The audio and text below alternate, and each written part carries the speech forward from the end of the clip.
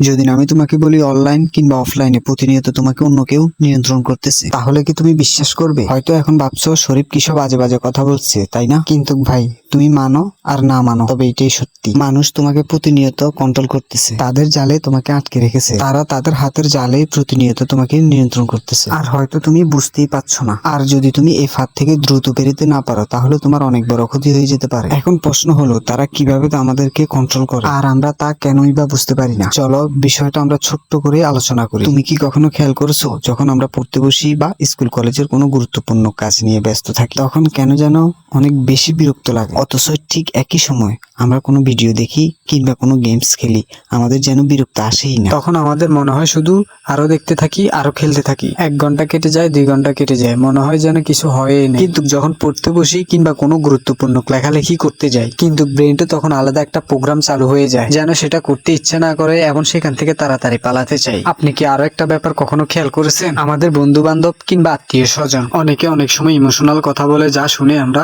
রাজি হয়ে যাই। তারা আমাদেরকে এমন ভাবে ইমোশনাল কানেক্ট করে যে তাদের কথাগুলো সত্যি মনে করে তাদের দেখানো পথে আমরা চলতে থাকি। এই সিস্টেমটাকে বলা হয় ম্যানিপুলেশন, যেখানে অন্য কেউ আমাদের নিজেদের স্বার্থের জন্য ব্যবহার করে এবং আমাদের সিদ্ধান্তগুলো অন্য কেউ নিয়ন্ত্রণ করে। ইংলিশে একটা প্রবাদ আছে, defeat the mind and by losing to the mind you in ইট।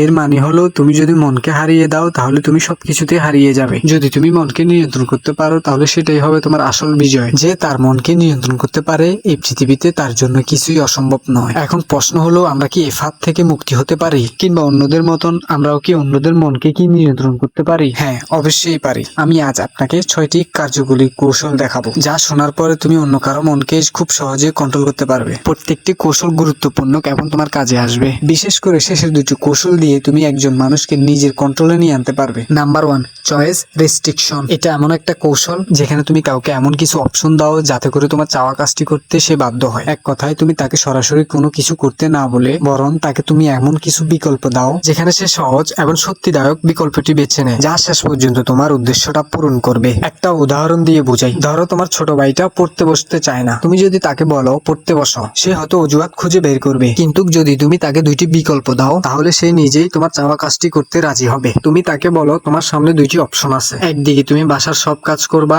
ঘর ঝাড়ু দিবা, জামা কাপড় ধুবে, হাড়ি পাতিল ধুবে, ঘর গোছাবে। আরেকদিকে তুমি পড়তে বসবে এবং ভালো করে পড়ালেখা করবে। এখন তার কাছে 2টি বিকল্প আছে। একদিকে কঠিন এবং অনেক সময়ের কাজ, আরেকদিকে পড়া, যা তার কাছে খুব সহজ মনে হবে পড়াটা। সাধারণত মানুষ সহজ কাজটি বেছে নেয়। বিশেষ করে এই কৌশলটি খুব কার্যকর। Number 2, gas lighting. এটা এমন একটি কৌশল যেখানে একজন মানুষকে অন্য মানুষ ইচ্ছাকৃতভাবে বিভ্রান্ত করে, যেন তার চিন্তা এবং স্মৃতিগুলোকে নিয়ে সন্দেহ করা শুরু করে। অর্থাৎ যে গ্যাস লাইটিং করে, বিভিন্নভাবে তার কথাবার্তা আচরণ দিয়ে ভিকটিমকে ভুল প্রমাণ করার চেষ্টা করে। ধীরে ধীরে ভিকটিমের নিজের উপর বিশ্বাস হারাতে শুরু হয় এবং সেই ব্যক্তি যে গ্যাস লাইটিং করেছে তার কথাই সত্যি বলে মেনে নিতে বাধ্য হয়। একটা উদাহরণ দিই। ধরো তুমি কোনো একটা ঘটনা পরিষ্কারভাবে মনে রেখেছো, কিন্তু কেউ যদি তোমাকে বারবার বলে আরে এমন কিছু ঘটেনি, তুমি ভুল বুঝছো, এটা এমন বড় কিছু না, তাহলে অনেক সময় তোমার স্মৃতি নিয়ে তুমি বিপদে পড়ে যাবে। তুমি ভাবতে শুরু করবে হয়তো ঘটনাটা এমন ছিল না, আর এভাবে সেই ব্যক্তি তোমাকে নিয়ন্ত্রণ করতে শুরু করবে। আরো একটি উদাহরণ দিয়ে তোমাকে বুঝাই। ধরো তুমি কারোর সাথে তুমুল ঝগড়া করেছো আর মারামারি পর্যন্ত গিয়েছো, অনেক কিছু ঘটেছে তোমাদের মধ্যে। এখন যদি আমি তোমাকে বলি না ভাই কিছু হয়নি, এটা তেমন কিছু ছিল না, তুমি শান্ত থাকো, মনকে শান্ত রাখো, এটা বড় কিছু নয়, আর আমি বারবার যদি এমন ভাবে বলি, তাহলে ধীরে ধীরে তোমার চিন্তা এবং স্মৃতিগুলাকে ভুল বুঝতে শুরু করবে এবং তুমি আমার কথা বিশ্বাস করতে বাধ্য হবে। এভাবে গ্যাস লাইটিং করে মানুষ তোমাকে নিয়ন্ত্রণ করতে পারবে। একইভাবে তুমি যদি কাউকে নিয়ন্ত্রণ করতে চাও, তাহলে এই কৌশল ব্যবহার করে বারবার তুমি তাকে নিয়ন্ত্রণ করতে পারো, যেন সে নিজের উপরে বিশ্বাস হারিয়ে ফেলে।